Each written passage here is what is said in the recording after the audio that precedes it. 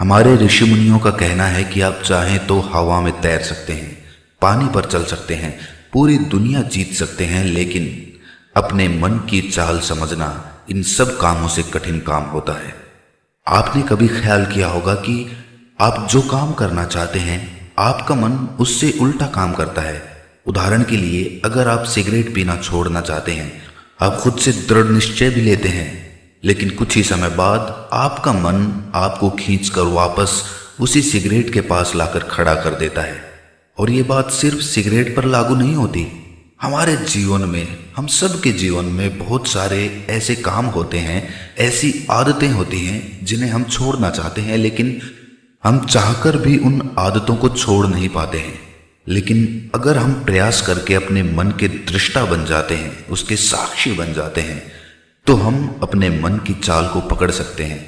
और अगर एक बार हमें अपने मन की चाल पकड़ में आ जाए तो फिर हम कोई भी आदत छोड़ सकते हैं, या फिर इसके उलट कोई भी आदत अपना सकते हैं, जैसे कि ब्रह्म मुहूर्त में उठने की, या फिर कोई भी ऐसा काम जिसे करने में हमें आलस्य आता है, क्योंकि हमारी आदतों के पीछे मूलभूत बिंदु हमारा मन ही होता है और हम उसे ही नज़रअंदाज करके चलते रहते हैं और बाद में पछताने के सिवाय हमारे पास कोई चारा नहीं बचता।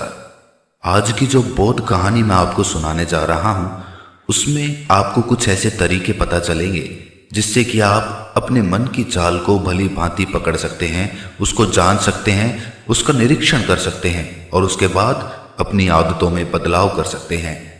एक बार एक वाचाल शिष्य एक गुरु के आश्रम में शिक्षा ग्रहण करने के लिए आया हुआ था।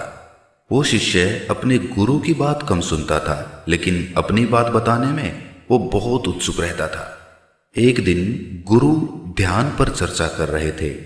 ध्यान किस प्रकार किया जाता है और ध्यान का क्या महत्व होता है, इसी पर चर्चा चल रही थी। आश्रम के सभी शिष्य मौन होकर अपने गुरु की बातों को सुन रहे थे।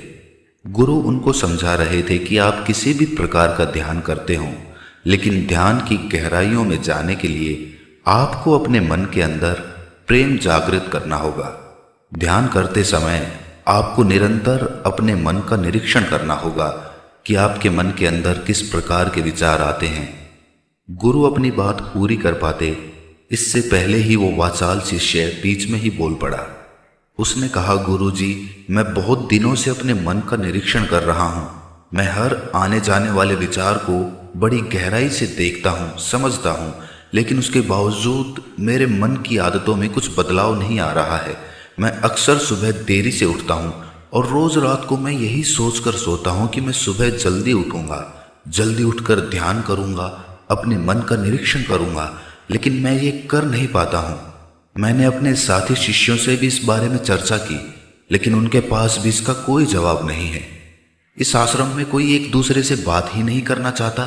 सब लोग चुपचाप रहते हैं, कोई चर्चा नहीं होती। ऐसे हम अपने मन को कैसे समझ पाएंगे, उसका निरीक्षण कैसे कर पाएंगे? जब तक हम अपने मन के विचारों का, अपने मन की आदतों का एक दूसरे के सामने जिक्र नहीं करेंगे, उसकी चर्चा नहीं करेंगे, उस पर बहस नहीं करेंगे, तब तक हम चुप रहकर अपने मन को कैसे समझ पाएंगे? कृपया करके इन सभी शिष्यों को समझाने की कृपा करें कि कम से कम एक दूसरे से अपने मन की बात साझा तो करें। उनके मन में क्या विचार चलते हैं, ध्यान में उनके अंदर क्या बदलाव आता है, वो क्या महसूस करते हैं ध्यान करते वक्त। कम से कम आश्रम में इन बातों की तो चर्चा होनी चाहिए। गुरु ने उस वाचाल शिष्य से पूछा कि तुम दूसरों के मन की बात क्यों जानना चाहते हो? उससे तुम्हारा क्या फायदा होगा? क्या तुम्हें आत्मनिरीक्षण करने के लिए दूसरे के मन के विचार जानना जरूरी है? उनके मन में क्या चलता है, इससे तुम्हारा क्या फायदा होगा? क्या तुम मुझे इस बात का उत्तर दे सकते हो? वाचाल शिष्य ने अपने गुरु से इस प्रकार के उत्तर की अपेक्षा नहीं की थी। उसने सोचा कि बात तो गुरुजी ठीक कह रहे हैं, इससे मेरा क्या फायदा होगा? अगर मैं दूसरे के मन की बात जान भी लूंगा या फिर दूसरों के सामने अपने मन की बात बता भी दूंगा, तो उससे मेरा क्या फायदा होगा? क्या मैं अपने मन को समझ पाऊंगा? वो वाचाल शिष्य अपने ही द्वारा किए गए प्रश्न में उलझ चुका था। उसके पास इसका कोई उत्तर नहीं था, लेकिन फिर भी उसने दूसरे शिष्यों के सामने अपनी बात को ऊंचा दिखाने के लिए गुरुजी से कहा कि गुरुजी, अगर हमें ये पता चल जाएगा कि दूसरे के मन में क्या विचार चलते हैं और उन विचारों का वो ध्यान में जाकर किस प्रकार निरीक्षण करते हैं, तो इससे तो हमें भी ध्यान लगाने में आसानी रहेगी। हम भी अपने ध्यान में उसी प्रकार अपने विचारों का निरीक्षण कर पाएंगे, अपने मन को समझ पाएंगे। क्या आपको नहीं लगता कि गहरा ध्यान लगाने के लिए किन बातों का ध्यान रखा जाए, किस प्रकार अपने मन का निरीक्षण किया जाए, इस बात की चर्चा करने से दूसरे शिष्यों का भी भला हो सकता है। गुरुजी ने उससे पूछा कि मान लो कोई शिष्य गहरा ध्यान लगा पाता है और अगर वो तुम्हें अपनी मनोदशा बता भी दे कि किस प्रकार वो अपने मन का निरीक्षण करता है, अपने विचारों का निरीक्षण करता है, तो तुम्हें क्या लगता है कि ये जानकर तुम भी गहरे ध्यान में उतर पाओगे? अगर तुम ऐसा सोच रहे हो तो मैं तुम्हें एक बात बता दूं कि तुम अपने ही मन के बनाए हुए जाल में खुद फंस जाओगे। अगर तुम्हें कोई ऐसी प्रक्रिया पता चल गई कि गहरे ध्यान में किस प्रकार प्रवेश किया जाता है, तो तुम्हारा मन उसी प्रक्रिया का अनुसरण करने की कोशिश करेगा। तुम वर्तमान में उपस्थित होकर अपनी मनोदशा नहीं समझ पाओगे, बल्कि तुम्हारा मन तो उस प्रक्रिया के विचारों में उलझा रहेगा। तुमने अपने मन को एक काम दे दिया करने के लिए और तुम्हारा मन उसी काम को करता रहेगा। तुम भी उस काम में सम्मिलित हो जाओगे, तो तुम अपने मन का निरीक्षण किस प्रकार कर पाओगे? क्योंकि तुम तो खुद अपने मन के साथ सम्मिलित हो गए, तुम तो खुद अपने मन के साथ एक हो गए। गुरुजी ने बताया कि तुम अपने मन को तभी समझ सकते हो जब तुम अपने मन से अलग हटकर अपने मन को देख पाओ, अपने मन की चाल को दूर से खड़े होकर समझ पाओ। जिस भी विषय को या जिस भी चीज को तुम्हें समझना हो, तुम्हें उसे अलग होकर देखना होगा।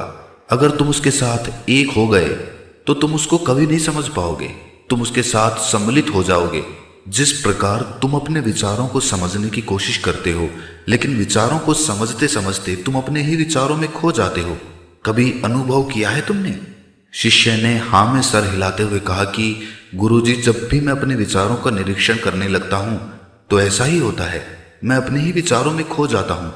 कुछ समय बाद मुझे ध्यान में आता है कि मैं अपने विचारों का निरीक्षण कर रहा था, तो उसके बाद मैं फिर से अपने विचारों का दृष्टा बन जाता हूँ, उनका साक्षी बनने की कोशिश करने लगता हूँ। लेकिन कुछ समय बाद मैं फिर से अपने विचारों के साथ एक हो जाता हूँ।